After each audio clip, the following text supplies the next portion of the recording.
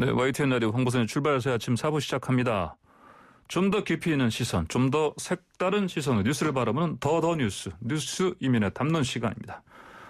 자, 악명 높은 아동 성범죄자 조두순이 내일 모레죠. 12일 만기 출소해서 사회로 돌아옵니다. 요즘 보면 대응, 대처, 주민 불안, 트라우마 여러 얘기들이 들립니다. 자, 우리 사회는 그의 출소를 앞두고 어떤 준비를 하고 있는지, 어떤 시선을 보내고 있는지, 짚어봐야 될 시간입니다. 윤은숙 기자와 함께합니다. 안녕하십니까? 네, 안녕하세요. 예. 자, 이제 이 사람 이름 모르는 사람 없을 것 같아요? 그렇죠. 대한민국 국민이라면 아마도 모르는 분 아무도 없을 겁니다. 네, 오늘 목요일이니까 모레 토요일 출소하는 건데, 조두순 하면 이게 참. 어떤 생각이 먼저 드세요? 조두순 하면? 저는 떠올리기가 싫어요. 예. 그렇죠. 일단 끔찍하니까. 이제 성폭행범 중에서도 정말 비열하고 비겁한. 그렇죠. 특히 아동을 대상으로 한 성폭행범 아닙니까? 네네. 진행자 설명처럼 아마 대부분의 국민들이 그렇게 느끼실까 생각도 하기 싫다. 아마 대부분의 국민들에게 집단 트라우마를 안긴 범죄자가 아닐까 싶은데요. 이 이야기 나누자고 하면은 아마 대한민국 국민이라면 누구나 앉아서 대화를 하다 보면은 한참을 이어갈 수 있을 정도로 2008년 그 범행 이후에 12년이 넘게 흘렀지만 최악의 아동 성폭행범으로 기억되고 있는 인물이죠. 근데 그 범죄자가 출소합니다.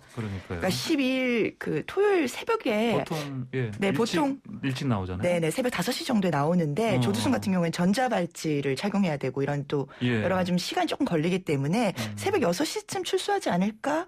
이렇게 예상은 되는데 사실 지금 아무도 몰라요. 법무부가 이와 관련된 사항을 전혀 언론에도 알려주지 않고 있어요. 왜냐면 이거 공개했다가는 아까 말씀드린 요즘 언론에 자주 등장하는 용어 중에 하나가 응징한다. 네네네.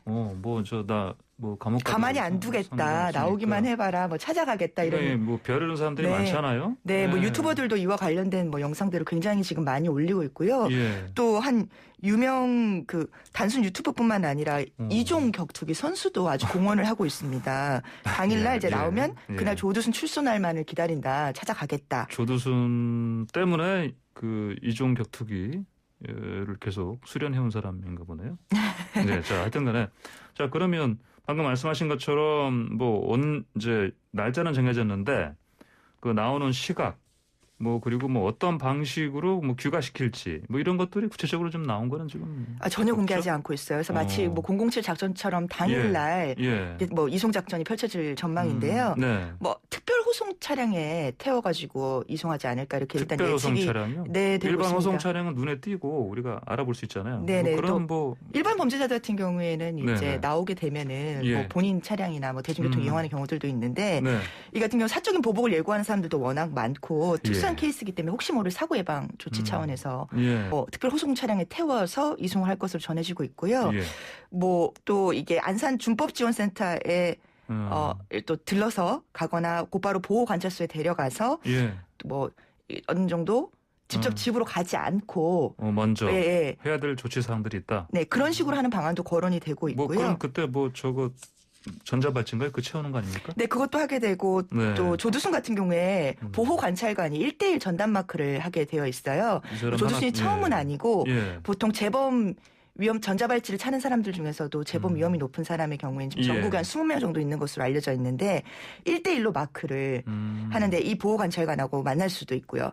조두순 같은 경우에는 이제 교도소를 나오게 되면은 이제 철저하게 이제 관리 감독을 받게 될 예정입니다. 7년간 전자발찌를 차야 되고 말씀드린 대로 1:1로 24시간 밀착 감시를 받게 됩니다. 그래서 이동 동선을 계속 보호하고 보호관찰관이 한 주 4회 정도 이상 만나고 또 불시에 점검도 하고 전화도 계속하고 이런 식으로 관리 감독을 받게 되는데요. 무슨 요인 경호하는 것처럼 이렇게 밀착. 워낙 위험하고 재범 위험이 높은 인물로 분류가 되기 때문에 이 밀착 감시가 이루어지게 됩니다. 그리고 또 최근에는 법도 바뀌어서 예전에는 이제 성범죄자들 주변에 사는 사람들한테 우편으로 고지가 가잖아요. 근데 읍면동 정도만 나오게 됐는데 이제 조두순이 출소하면서 너무 불안에 떨고 이런 성범죄자가 정확히 어느 곳에 사는지 모르겠다 이런 여론이 높아지면서 관련 법도 개정이 되어서 성범죄자 주소가 기존 읍면동에서 도로명과 건물 번호까지도 추가로 공개하게 됐어요. 네. 그래서 조두순 주거지 근처에 사시는 분들 같은 경우에는 네. 조두순이 어느 곳에 네. 사는지를 정확하게 아실 수 있게 되었고요. 예. 조두순이 출소하니까 당연히 지역 주민들 불안할 수밖에 없죠. 그래서 안산시나 경찰도 지금 굉장히 여러 가지 대응을 마련에 고심을 하고 있습니다. 그래서 예. 안산시 같은 경우에는 조두순 거주지 반경 1km를 예. 여성 안심구역으로 선정해서 CCTV도 설치하겠다. 또 무도인들을 특채를 해가지고 네. 순찰을 또 감시를 강화하겠다. 무도인이면 무술 유단자를 말씀하시는 거죠? 네네네. 네. 또 경찰도 조두순 대응팀을 특별팀을 꾸리기로 했고요. 검찰도 조두순에 대해서 특별 준수사항을 추가로 적용해달라고 법원에 요청을 해놓은 상태인데 이게 뭐냐면 이걸 받아들이게 되면은 법원이 아직 결정은 안 났는데 조두순 같은 경우 사실상 술도 못 마시게 되고 음주도 금지되게 되고 심야 외출이나 여러 가지 외출들도 제한받게 될 예정입니다. 또 어제 조두순 재범 방지법이라는 법이 통과가 됐는데 전자발찌를 착용한 사람들의 외출 시간을 더 제한하는 거예요. 그래서 학생들 통학 시간에도 못 다니게 하고 접근 금지 명령을 받은 공간 중에 유치원도 추가되고 이런 더 강화된 조두순 출소를 계기로 그 아동 성범죄자에 대한 강력한 감시 체계가 조금 더 마련은 되고 있는 상황입니다. 예, 뭐 사실 언뜻 봐서는 한 사람 때문에 뭐 CCTV도 추가로 뭐 2배 이상 뭐 또 설치해야 되고 인력도 배치해야 되고 그래서 비용이 굉장히 많이 들지 않습니까? 근데 사실은 이게 어떻게 보면 이제 이 한 사람만이 아니고 다른 제2, 제3의 조두순들이 시사회에 있을 수 있기 때문에 이런 걸 막는 하나의 시스템을 이제야 갖춰간다. 이렇게 보면 되겠네요. 네, 그럴 수 있죠. 조두순이 출소 이후에 전자발찌 차야하는 기간 이게 7년이죠? 네네, 7년입니다. 그리고 아까 말씀하신 것처럼 뭐 전담보호관찰관이 24시간 밀착 감시한다 말씀하셨는데 최소 그러면, 6개월 이상이 한 분이 최근에 뭐 굉장히 책임감이 강한 분으로 정확한 뭐 언론의 신상 공개는 되지 않고 있긴 하는데 선정이 되었다고 하고요. 이분 뭐 흔히 말하는 멘탈도 강해야 되겠습니다.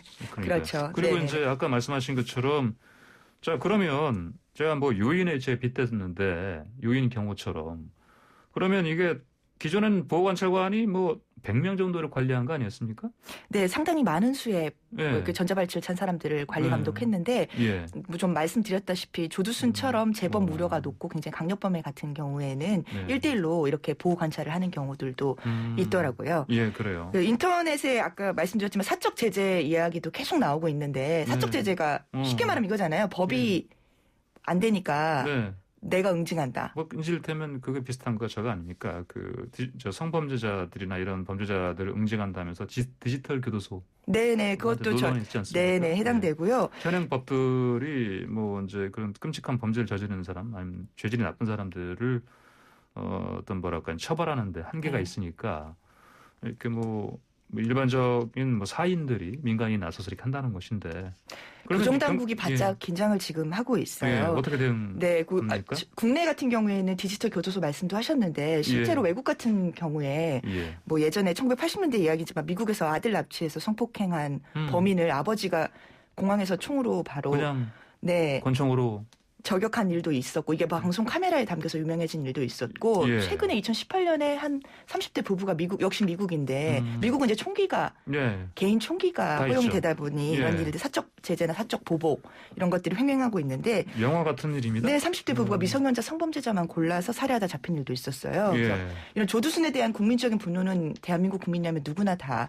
같이 갖고 있고 이해는 하지만 이런 사적인 개인적인 보복 행위는 사실 법에서는 엄격하게 금지하고 있거든요. 그러니까 조두순의 재범을 방지를 하거나 조두순의 관리 감독을 엄격하게 해야 되고 하는 것들은 그 국가에게 대한민국은 법치국가이기 때문에 그런 의무와 권리가 국가에게 있기 때문에 경찰도 그 개인의 어떤 조두순에 대한 감정은 이해하지만 사적인 보복 행위는 법과 원칙에 따라서 엄정하게 대응할 수밖에 없다 이런 입장을 미리 밝혔기 때문에 조두순 출소 당일 혹시나 사적 제재나 사적 보복 행위가 일어날 경우에 대해서 대비를 엄격하게 하고 있다. 그리고 이런 글이 사실은 유사한 사건의 피해 발생이나 뭐 피해자 보호에는 또 도움이 되지 않을 수도 있기 때문에 조심해야 된다는 전문가들 의견도 있습니다. 자, 조두순 출소 당연히 뭐 국민들 불안하지만 특히 이 사람 살 곳에 대한 살 곳 주변의 시민들 걱정이 클 텐데 주소지 다른 데 이사하지 않았습니까? 네, 조두순 아내가